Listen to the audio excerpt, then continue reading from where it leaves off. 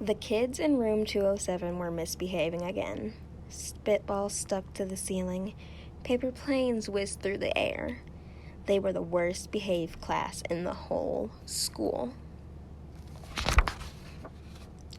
"Now settle down," said Miss Nelson in a sweet voice. But the class would not settle down. They whispered and giggled. They squirmed and made faces. They were even rude during story hour, and they always refused to do their lessons.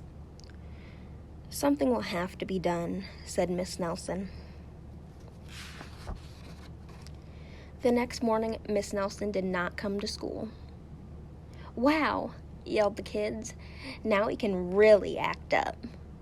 They began to make more spitballs and paper planes.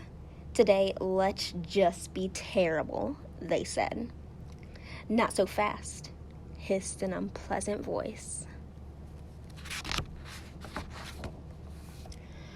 A woman in an ugly black dress stood before them. "I am your new teacher, Miss Viola Swamp." And she rapped the desk with her ruler. "Where's Miss Nelson?" asked the kids. "Never mind that," snapped Miss Swamp. "Open those arithmetic books." Miss Nelson's kids did as they were told.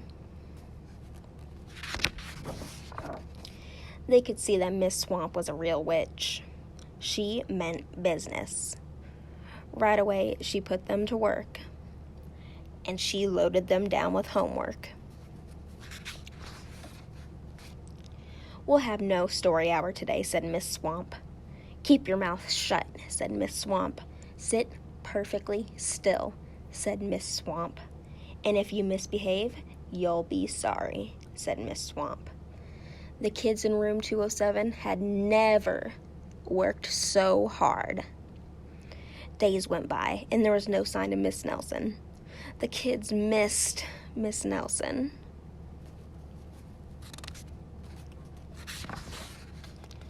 "Maybe we should try to find her," they said. Some of them went to the police. Detective McSmog was assigned to the case. He listened to their story. He scratched his chin. He said.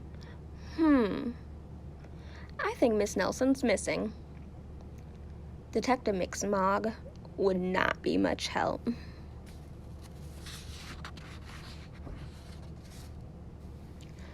Other kids went to Miss Nelson's house. The shades were tightly drawn, and no one answered the door. In fact, the only person they did see was the wicked Miss Viola Swamp coming up the street. "If she sees us, she'll give us more homework."